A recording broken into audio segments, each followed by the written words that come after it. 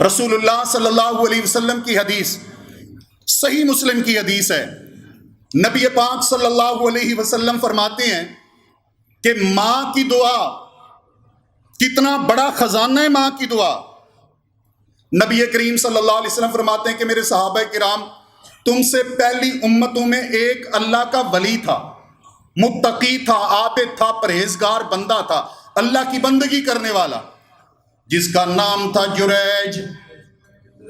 کہتے ہیں ایک دن اپنے عبادت خانے میں، کچا مٹی کا عبادت خانہ، اس میں عبادت کر رہے، آواز دی والدہ نے، آواز دے کے کہتی ہے یا جریج،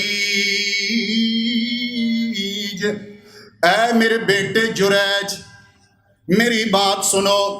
حضرت جریج فرماتے ہیں میں نے دل میں سوچا امی وصلاتی، ایک طرف میری ماں کی آواز ہے، دوسری طرف میری نماز ہے، اگر میں نماز توڑ دیتا ہوں کہیں رب ناراض نہ ہو جائے، اور اگر میں ماں کی پکار نہیں سنتا کہیں ماں ناراض نہ ہو جائے۔ بہرحال پھر بھی نماز پروردگار کی ہے، اور پروردگار کا حق سب سے اعلیٰ و بالا، اپنی نماز کو جاری رکھا۔ ماں صدا دے دے کر، آواز دے دے کر واپس چلی گئی، دوسری بار پھر آ گئی، پھر نماز میں ہے، کہتی ہیں یا جریج، اے میرے بیٹے جریج۔ جریج پھر نماز میں ہے، کہتے ہیں رب امی و صلاتی، ایک طرف میری نماز، دوسری طرف ماں کی آواز۔ پھر یہی سوچا کہ ماں کی بات بعد میں سن لیتا ہوں، پہلے میں اپنے پروردگار کی بندگی اور عبادت کر لوں۔ حضرات گرامی تیسری بار پھر ماں آئی، ماں آ کے کہتی ہے یا جریج، اے میرے بیٹے جریج۔ پھر جریج کہتے ہیں امی و صلاتی، میری نماز اور میری والدہ کی آواز۔ پھر اپنی نماز کو جاری رکھا، اتنے میں ماں بد دعا دے کے چلی گئی۔ ماں کیا کہتی ہے، اے جریج اللہم لا تمتہ حتی یرا وجہ المومسات، اے میرے پروردگار جریج کو اس وقت تک موت نہ آئے جب تک کہ جریج بعض بدکارہ عورتوں کا منہ نہ دیکھ لے۔ حضرات گرامی وقت گزرتا گیا، جریج کی ولایت کے، عبادت کے، تقوی کے، پرہیزگاری کے چرچے ہیں، لیکن ماں فوت ہو چکی ہے، ولی بن چکا ہے جریج، بہت بڑا تعارف موجود ہے علاقے میں۔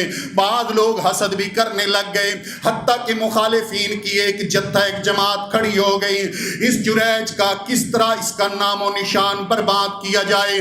ایک بدکارہ عورت آئی، آ کر کہنے لگی اگر تم چاہو تو میں جریج کو بدنام کر دیتی ہوں۔ ہاں کہتے ہیں جو مرضی ہے، منہ مانگا تجھے انعام دیں گے، تو یہ کام کر۔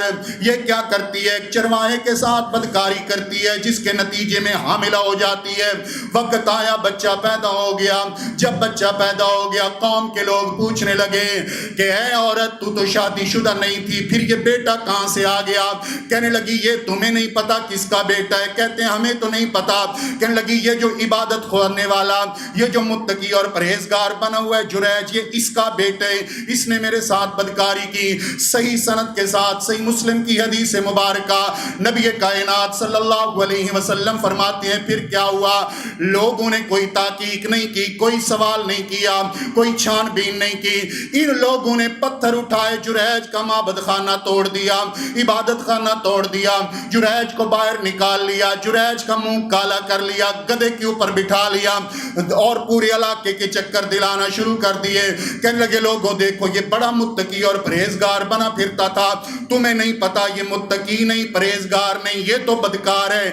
اس عورت کے ساتھ بدکاری کی ہے، اور جس کے نتیجے میں یہ بچہ پیدا ہوا۔ حضرات گرامی حضرت جریج رحمہ اللہ تعالیٰ فرماتے ہیں مجھے اجازت دو 2 رکعتیں نماز پڑھنے کی۔ وضو کرتے ہیں، 2 رکعتیں نماز پڑھتے ہیں، نماز پڑھنے کے بعد اپنے پروردگار عالم سے رابطہ کرتی ہیں، اے میرے خالق کائنات الہ العالمین رب ذوالجلال، میں کس مصیبت میں پھنس گیا ہوں، کس پریشانی میں آ گیا ہوں، اے میرے پروردگار عالم، لگتا ہے میری ماں کی بد دعا مجھے لگ گئی ہے۔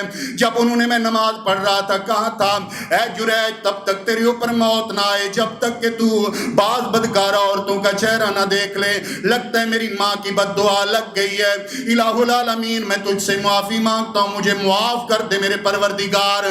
2 رکعتیں نماز پڑھنے کے بعد، اللہ سے معافی مانگنے کے بعد، جریج اللہ کا ولی پرہیزگار بندہ آیا، جو بچہ پیدا ہوا اس کے پاس آیا، اس کی کوکھ میں انگلی ماری، انگلی مار کے کہتا ہے اے بچے بتا تیرا باپ کون ہے؟ بچہ بول اٹھا کہ فلان الرائی، میرا باپ تو فلان چرواہا ہے۔ اللہ نے بچے کو بلا دیا۔ جب توبہ کی، 2 نفل پڑھ کے توبہ کی، کس بات کی؟ ماں کی آواز نہ سننے کی، نہ سننے کی صرف، اور نہیں سنی نماز کی وجہ سے، کھیل کی وجہ سے نہیں، اپنی یاری دوستی کی وجہ سے نہیں، دوستوں کی محفلوں کی وجہ سے نہیں، اپنی عیاشی بدماشی کی وجہ سے نہیں۔ میرے دوستو، کس لیے نہیں سنی؟ صرف اس لیے کہ وہ نماز پڑھ رہے تھے۔ اللہ نے سزا کیا دی آپ کے سامنے ہے، اور یہ معاف کب ہوئی؟ جب اللہ سے معافی مانگی، جب توبہ کی، تب معاف ہوئی ہے۔ اس لیے یاد رکھیے، یہ تو چلتے پھرتے دعاؤں کے ڈپو اور خزانے ہیں، ان سے دعائیں لیجئے اور ان کی بد دعاؤں سے بچیے۔ کہیں ایسا نہ ہو کہ ان کی بد دعا یہ تیری دنیا و آخرت دونوں تباہ و برباد کر کے رکھ دے۔